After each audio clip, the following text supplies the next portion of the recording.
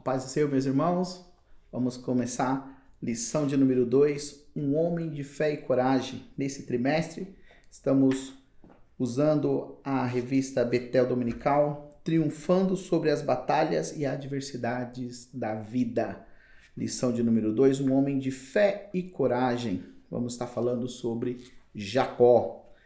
Texto áureo se encontra no livro de Gênesis, no capítulo 32 e no seu versículo 28, que diz assim: Então disse, não se chamará mais o teu nome Jacó, mas Israel, pois como príncipe lutaste com Deus e com os homens e prevaleceste. Gênesis 32, 28.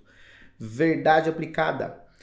Após encontrar-se com Deus, o homem nunca mais é o mesmo, pois experimenta a vida abundante que somente Deus pode nos proporcionar.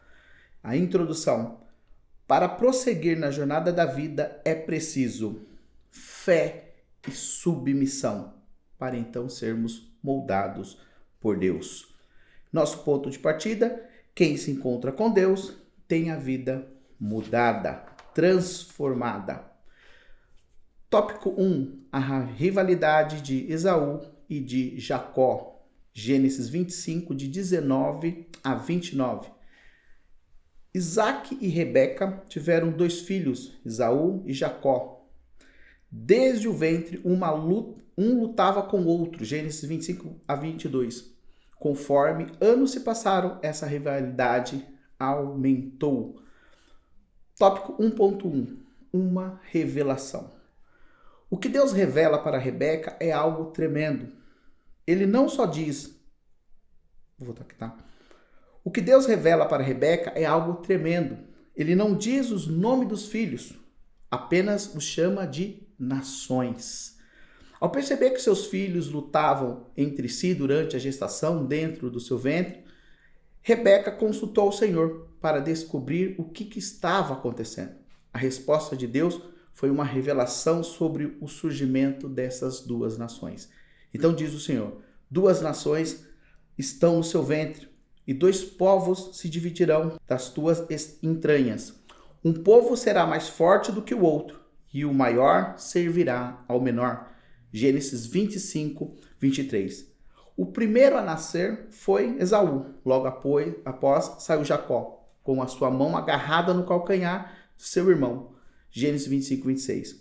A Bíblia não revela se Rebeca falou a Isaac o que Deus havia falado com ela, mas apenas as características naturais dos filhos fez com que Jacó amasse mais a Esaú e Rebeca Jacó.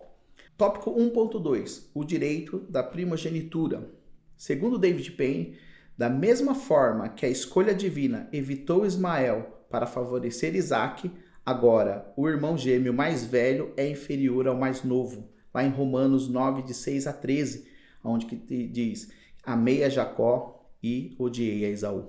No entanto, vale ressaltar que o próprio Esaú tomou a iniciativa. O próprio Esaú foi com que fizesse com que essas coisas tomassem e acontecessem. Que coisas essas? Ele evitou, ele desdenhou, abriu mão daquilo que Deus havia dado a ele. Como diz aqui na lição, é um perigo desprezar a bênção de Deus para satisfazer um apetite passageiro ou algo pessoal, um desejo pessoal. Como nos alerta também o que está escrito na Epístola aos Hebreus, Hebreus 12, 16, que diz assim: que não haja nenhum imoral ou profano. Veja bem como que a Bíblia fala do caso de Esaú, chamando ele, comparando ele como um imoral e um profano. E o texto continua dizendo: como Esaú, que por uma única refeição vendeu os seus direitos de herança como filho mais velho. Segundo Moody, com exceção do fruto proibido, o lá do paraíso, nenhum outro alimento custou tão caro quanto este cozido de lentilha custou a Esaú. Tópico 1.3. A troca de papéis. Caráter sob suspeita.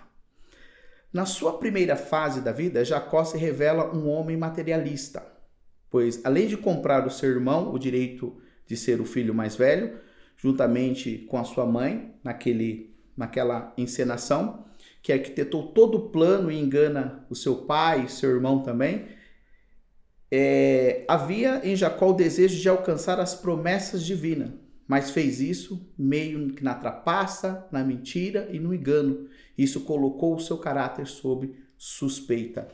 O Dr. Shedd diz: parece que Rebeca depositava tanta confiança na palavra da promessa, que foi dita lá em Gênesis 25, 23, que nem temia a eventualidade da maldição, da mentira e do erro que estava por trás dessa trama toda que ele fez. Tópico 2. Uma nova etapa. A transformação do caráter. No tópico 1.3, o caráter sob suspeita. E no tópico 2, capítulo 2, a gente vai ver uma nova etapa, a transformação de um caráter. Com medo do seu irmão, Jacó foge para Harã. Nesta nova fase de vida, tomamos conhecimento a partir do capítulo 28 do livro de Gênesis, como a disciplina de Deus transformou e aperfeiçoou o caráter de Jacó. 2.1. Deus está neste lugar. Durante a viagem, numa noite, Deus se revela a Jacó em sonho, em Gênesis 28, do versículo 12 a 16. A promessa feita a Abraão e Isaac agora é proferida de Deus a Jacó. Da mesma forma que agiu em seus antepassados, isto é, estabelecendo uma aliança, Deus assim procede com Jacó. Gênesis 28, de 13 a 15. O impacto da presença de Deus foi tão grande na vida de Jacó que ele ergueu uma coluna e fez um voto. Ainda hoje Deus quer se relacionar com o ser humano. Devemos desejar isso em nosso coração. E esse é o nosso alicerce. É isso que nós devemos ter dentro de nós. Comentando a passagem bíblica de Gênesis 28, de 10 a 22, Derek Kidner afirma: esta é uma suprema demonstração da graça divina, não procurada e incondicionada. O que isso significa? Não procurada porque Jacó não era nenhum peregrino ou pródigo de regresso. E contudo, Deus saiu ao seu encontro. Deus foi de encontro com ele, seu séquito de anjo e tudo, tomando totalmente Jacó de surpresa. Por que incondicional? Porque não houve uma palavra de recriminação ou exigência da parte de Deus para que então escolhesse Jacó. Como diz lá em Romanos: escolhi a Jacó, amei a Jacó e odiei a Esaú. Somente uma torrente de garantias fluindo do foco central, quando Deus diz: eu sou o Senhor. Tópico 2.2. Servir por amor. Ao chegar ao poço de Harã, uma linda história de amor começa a ser escrita. Jacó encontra-se com Raquel, sua linda prima, e é possível que ele tenha causado nela uma forte impressão, pois removeu sozinho a pedra que estava sobre a boca do poço. Gênesis 29:10. Labão, que era seu tio, lhe ofereceu hospedagem. E mais à frente ele perguntou qual o salário que gostaria de receber pelo seu trabalho. Gênesis 29:15. A resposta é Raquel. Labão concordou com a proposta. Jacó se casaria com Raquel em troca de 7 anos de serviço. No entanto, aqueles anos para ele pareceram poucos dias, porque amava muito. Gênesis 29:20. É exatamente dessa forma que devemos servir ao Senhor, por amor, independente do tempo em que nós temos que esperar. Temos que fazer isso por amor. Quando servimos a Deus por amor, manifestamos nossa gratidão. Aquele que por amor se entregou por nós voluntariamente nos deu a vida abundante. João 3,16 e 10:10. E a recomendação do salmista é que sirvamos ao Senhor com alegria. Sua misericórdia dura para sempre. E que representa esse nosso maior laço de amor. A lei da semeadura. Primeira esposa de Jacó foi a filha mais velha de Labão. No prazo acertado, Jacó solicitou que Labão cumprisse o combinado. Gênesis 29:21. No entanto, Labão não lhe deu como esposa Raquel, mas sim Léia, 29:23 do livro de Gênesis. Porém, Jacó só percebeu pela manhã. Toda pessoa colhe o que plantou. O nosso Deus não se deixa escarnecer. Jacó semeou trapaça e mentira, e o seu sogro assim fez do mesmo jeito com ele. Portanto, não poderia colher diferente. Labão, seu sogro, agiu astutamente e ganhou de Jacó 14 anos de serviço por sua filha. Ainda hoje, a igreja deve estar atenta a este princípio. Aquele que semeia na sua carne satisfaz e agrada a si mesmo. Gálatas 6:8 e Romanos 15, de 1 a 3. O que resulta em morte. Romanos 6:23. Aquele que semeia no Espírito obedece ao Espírito Santo. Comentando o capítulo 6 de Gálatas, Roy Code afirma: é significativo que a exortação à semeadura e colheita apareça no centro deste texto. O que se planta, aquilo há de se colher. Capítulo 3. O surgimento de uma nação. Após muitos anos fora de casa e um crescente clima de hostilidade com Labão, seu sogro, e seus filhos, Jacó recebe ordem expressa de Deus para retornar à sua terra natal. Gênesis 31, de 1 a 3. Gileade, lugar de testemunho. Quando soube da fuga de Jacó e sua filha, Labão chamou os seus homens e foi atrás dele. Uma tragédia poderia ter acontecido caso Deus não intervisse na história. Gênesis 31, de 24 a 29. Houve então um pacto entre Labão e Jacó.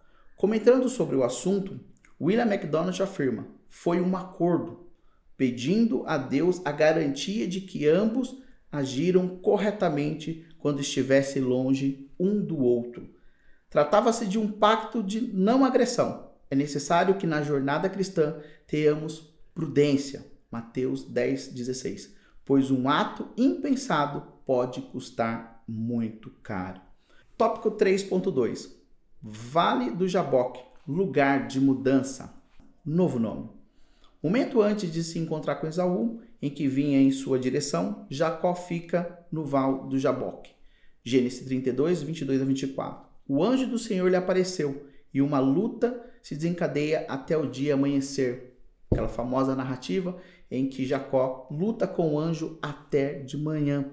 E ali Deus muda o seu nome. Deixou de ser Jacó e passou a ser Israel. Aqui eu quero abrir um pequeno parênteses para a gente entender o nome de Israel. O nome mais tradicional, quando a gente vê as pessoas explicando sobre o nome de Israel, é aquele que luta com Deus ou aquele que lutou com Deus.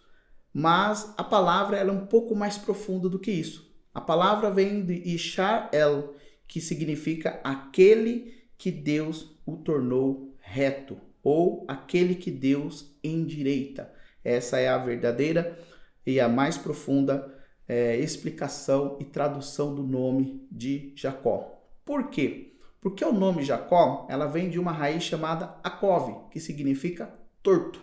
Então, quando Deus endireita o seu caminho, endireita os seus novos passos adiante, Deus muda o seu nome para Israel, ou Yashar-El, que significa aquele a quem Deus tornou direito.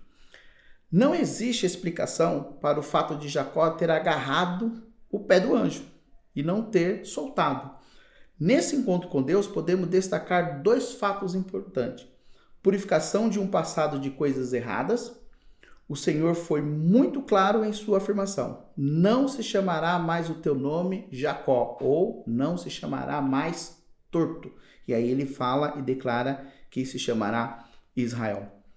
Todos nós precisamos passar pelo Peniel, esse lugar de transformação, de quebrantamento, um lugar de mudança, mudanças de postura, mudanças de rumo, mudanças de comportamento, assim como Israel, assim como Jacó foi transformado em Israel, assim também nós temos que ser transformados.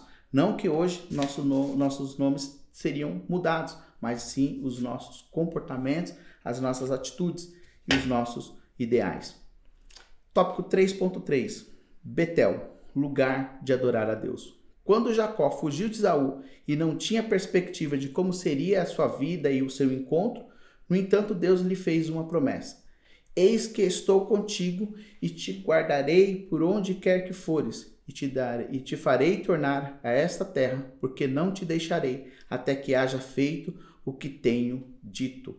Gênesis 28:15. Na primeira vez que estava ali, Jacó chamou aquele lugar de Betel, que significa casa de Deus, ou El Betel, que significa o Deus da casa de Deus. A primeira vez quem passou por ali foi Jacó, enganador, torto, um significado que significa o seu nome. Agora está voltando e é Israel, o que lutou com Deus ou aquele quem Deus endireitou o caminho. A partir desse momento, seus filhos são conhecidos como os filhos de Israel, ou os filhos daquele a quem Deus endireitou o caminho. Um homem sem perspectiva se torna, pela fé, pai de uma grande nação. Não basta conhecer a casa de Deus, é preciso conhecer o Deus da casa. A história de Jacó ilustra de forma fantástica a grandeza e a soberania de Deus. Durante a nossa jornada de vida, devemos ter em mente que os propósitos de Deus sempre se cumprem, pois Ele é fiel para cumprir todas as suas promessas.